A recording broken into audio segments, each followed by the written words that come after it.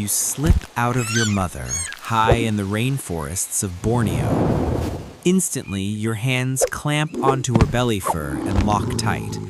Let go, and you'll fall. She's far above the forest floor, branches stretching in every direction, the ground somewhere unseen and impossibly distant below. Your eyes are still closed. You can't see anything yet, but you feel everything. Her body shifting, muscles tightening as she moves from branch to branch, your small frame pressed firmly against her chest. She pauses on a thick limb, settles her weight, pulls you closer, and lets you feed. You stay there for a long time while she gently grooms your head and back with her fingers. Then she rises again and continues through the treetops. You tighten your grip. There's nothing else you can do. A few days later, your eyes open for the first time. The world explodes into green, leaves everywhere, branches crossing and overlapping in patterns you don't understand yet.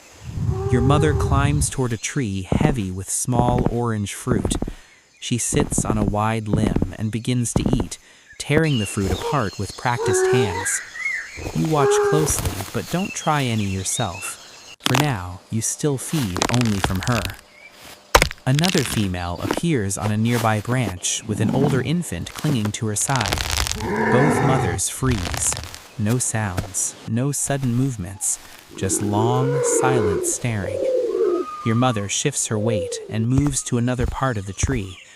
The other female mirrors her, keeping distance. You glance across the gap and lock eyes with the other infant. Its face is smaller than yours, but its arms look thicker, stronger. When your mother finishes eating, she climbs down to a lower branch and begins bending smaller branches together, weaving them into a platform. She tests it with her weight, then lies down and pulls you against her chest. That's where you sleep, pressed tight to her body, while the branches sway above you in the wind. By 6 months old, your grip is stronger. You still ride on your mother's back most of the time, but when she stops to feed, you reach out and touch nearby branches, testing their texture and strength. She allows it, keeping one arm around your waist so she can catch you if you slip. One day, she pauses at a tree with thick horizontal branches stretching outward. You spot another branch just an arm's length away. You reach. You pull yourself across. Your hand finds bark. Your feet land, and suddenly you're standing on a new branch by yourself. Your first independent move. You look back at your mother. She's already eating again and doesn't seem impressed. So you try again. You aim for a branch farther away and leap, but miss. You drop straight down, fingers clawing at empty air.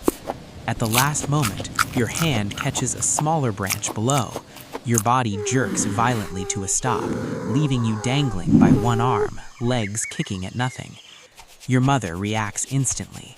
She climbs down, wraps her arm around you, and hauls you back up.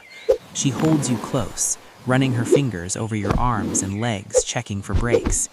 You don't try another jump that day. When she builds a nest later, you cling to her side and refuse to let go. Nothing broke, but you learned something.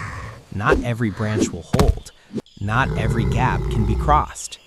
By 2 years old, you still stay close, but you move more on your own. You test roots, branches, and vines, learning which ones can carry your weight. One day, your mother feeds on a tree bearing large, spiny fruit.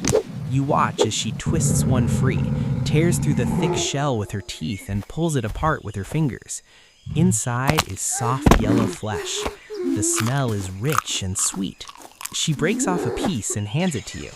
You bite down. The flavor floods your mouth. Nothing like the milk you've known your whole life.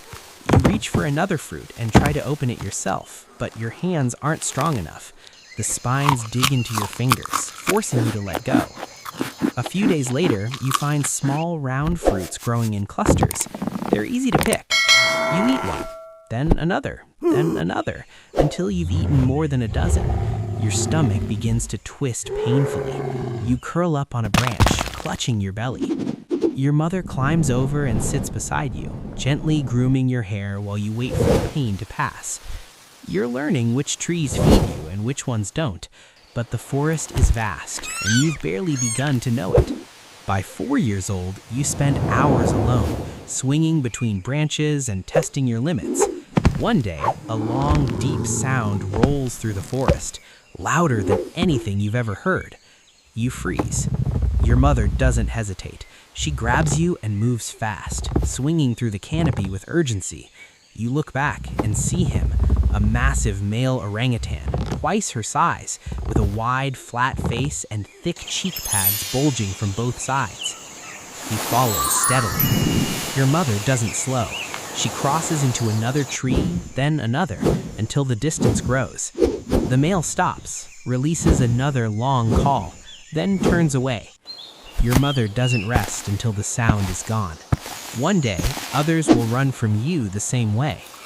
At 8 years old, your mother begins pushing you away. When you approach her while she feeds, she shoves you aside. You try again later, harder this time. Then one morning, you wake up alone. She's gone. You search all day, every branch, every feeding tree you know, but she never appears. At sunset, exhausted and hungry, you stop at a fig tree and eat alone. The fruit fills your stomach, but it doesn't taste right. That night, you build your first nest alone. It's loose, uneven, uncomfortable. You lie awake beneath the moving leaves, knowing she isn't coming back. From now on, every meal, every nest, every choice is yours alone. At 12, you defend territory. At 15, your face widens and your call deepens. At 18, you make one final mistake, trusting a vine that looks strong but is already dead. It snaps. You fall. The forest carries on without you. Life as an orangutan is brutal. But somewhere out there, another animal has it even worse. Trust me, it's wild.